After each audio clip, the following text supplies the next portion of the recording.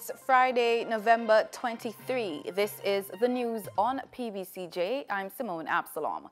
Robert Montague, Minister of Transport and Mining, told the House of Representatives recently that the ministry would be rolling out hundreds of new cameras over the next 3 to 4 months across several towns, island-wide. That capacity is increasing as we speak, because almost all the major intersections in the corporate area in Maypen, Mandeville, Montego Bay, Ocho Rios already have the means to monitor these intersections electronically.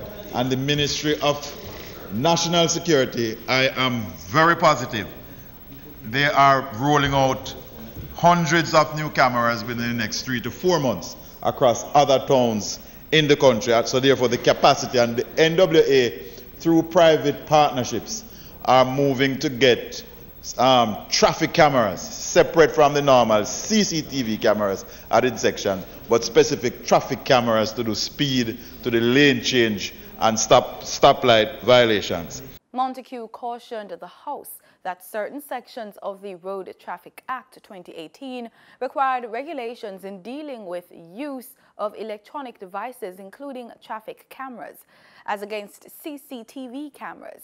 He said that the capacity of the police to do electronic monitoring would increase, and it would require new regulations for its effectiveness.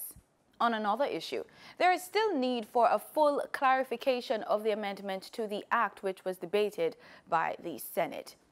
Significant improvements in mining and quarrying industry have pushed Jamaica's gross domestic product for the July to September 2018 quarter to grow by 1.9%. This according to the Planning Institute of Jamaica. Speaking at a quarterly press briefing at the Institute's Kingston offices on Wednesday, PIOJ Director General Dr. Wayne Henry said overall the projected outturn for the July to September 2018 quarter largely reflected the positive impact of increased domestic demand pushed by record levels of employment, increased consumer and business confidence, expansion of the capacity utilization in the mining and quarrying industry, increased construction activities with the expansion of the road network, building of new hotel rooms and other commercial buildings, as well as continued stability in the macroeconomic environment. Henry also said, notwithstanding real gross domestic product declined slightly when compared to the same period in 2017, which stood at 2.2%. Still, economic growth remains on target, expected to fall between 1.5 and 2.5%. He noted that output at Alpart, for which there was no production during the corresponding period in 2017, stood at 264 kilotons, while production of alumina at Jamalco increased by 16.7% to 322 kilotons. Meanwhile, the production of crude bauxite declined by 9.8%. All infirmaries across the island will be outfitted with closed-circuit television cameras. That's the announcement from Minister of Local Government and Community Development, Desmond McKenzie. He was speaking at the inaugural Youth Mayors Forum held at the Clarendon Municipal Corporation in Maypen on Thursday. McKenzie said the cameras should be in place at all infirmaries by the end of 2020, adding that, quote, "The one we started in Hanover is not a one-off situation. It's going to become a permanent feature," end quote.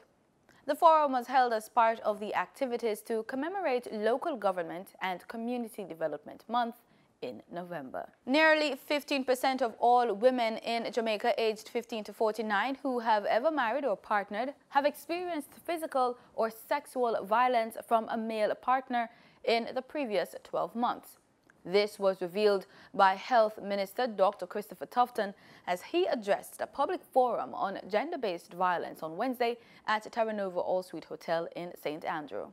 The Ministry of Health's 2017 Knowledge, Attitude, Behavior and Practice Report, shortly to be made public or widely available to the public, and which covers intimate partner violence, tells us, for example, that 14.8% of every married or partnered woman aged 15 to 49 years old had experienced physical or sexual violence from a male partner in the previous 12 months. The most prevalent violent acts experienced included being pushed or shoved, 17.7%, slapped or having something thrown at them that could inflict harm, 16.8%, and being hit with a fist or something that could cause them harm, 15.6%. He was citing statistics from the ministry's soon-to-be-released 2017 Knowledge, Attitude, Belief and Practice report, which covers intimate partner violence. In regional news, the Barbados government Tuesday announced plans to provide a hefty reduction in corporation taxes for businesses and urged them to share the benefits with citizens. Prime Minister Mia Mottley told Parliament that her 7-month-old administration would reduce the corporation taxes from 25% to as low as between 1% and 5.5%. She said the development means that local businesses will now be operating on a level playing field with their international counterparts from a government's decision to overhaul its tax regime to be compliant with the Organization for Economic Cooperation and Development. She said in Barbados, from January 1 to 2019, all corporate entities would be taxed on a sliding scale. Businesses with taxable income of up to $1 million will pay 5.5%.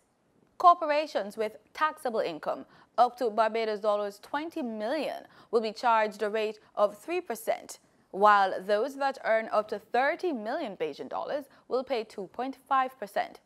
Mottley said that those companies with taxable incomes of more than $30 million will pay 1%. Currently, Barbados's corporation tax ranges from 5 to 25%.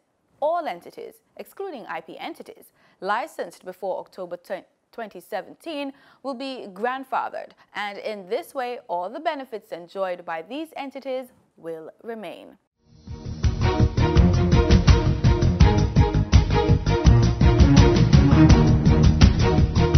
In sports, Australia dethroned the West Indies and booked a place in the Women's World T20 final this weekend with a crushing 71-run victory in the first semi-final yesterday at the Sir Vivian Richards Stadium in Antigua. Stunned by the Caribbean side in the 2016 final in Kolkata, the three-time champions were at their most ruthless, to the dismay of the huge home crowd, as they reached 142 for 5 batting first on a turgid pitch and then routed the West Indies for just 71 off 17.3 overs. Australia will face the winner of the second semi-final between England and India in tomorrow's championship match at the same venue. And that's the news. Thanks so much for making it PBCJ. Remember, we are the People's Station.